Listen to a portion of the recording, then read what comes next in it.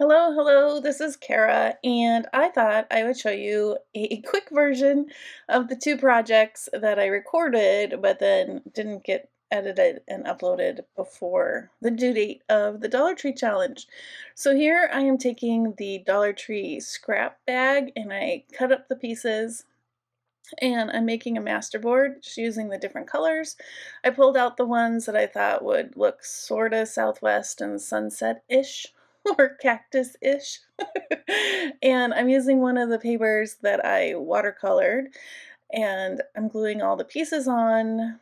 And then after I finished gluing everything on, I had to go back in and fix pieces that weren't glued down very well. But then after that, um, you'll see that I cut it apart, but then I also took it to my sewing machine and I didn't sew every line or different piece of paper that was glued. I did either like horizontal or vertical just to make sure that the pieces were well adhered to the paper so they wouldn't fall off. So here I'm about done with the masterboard and trying to fill in all of the pieces, trying to get a nice blend of colors around the page. Small pieces, big pieces, and here I'm cutting them apart. And I made several tags, and then I used a couple of pieces, I think it was one or two that I used as pockets. So you see how I'm gluing on the pieces just to make sure that they're well adhered. And at this point, I wasn't sure what I was going to do with them. I knew I wanted tags, but I wasn't sure if I was going to have pockets or what. So I was just kind of cutting up random sizes, gluing things on as they fell off. And then I took my tag corner tool and made sure all of the tags that I wanted to use had the corners. There was a lot of re-gluing and re-gluing. All right, so here you'll see how I have sewing on there. And you'll notice like I was saying, I don't have all of the lines sewn.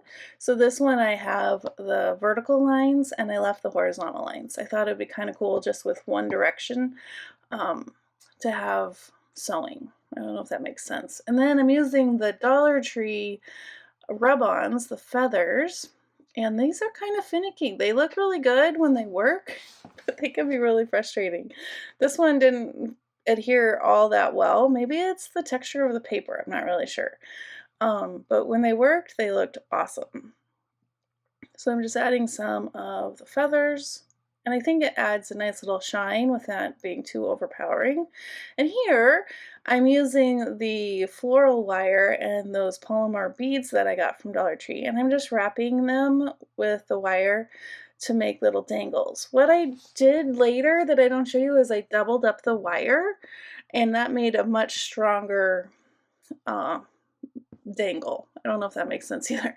But here I'm just using the single, but later I doubled it and it made a big difference. So it was much stronger. But it worked. I would definitely use this wire again. Yeah, you might need your own jump rings, but they might even have jump rings now at Dollar Tree. I'm not sure. So yeah, there I am. I don't know how many I ended up with. I don't think I recorded the whole thing. But I just kind of wrap it around my tool and then wrapped it around. These were not perfection, but having the wire be nice and easy to work with was really helpful. So yeah, those are a couple of the projects that I had included in my Dollar Tree junk journal. All right, I hope you have a wonderfully crafty day, and I'll see you in the next video. Bye!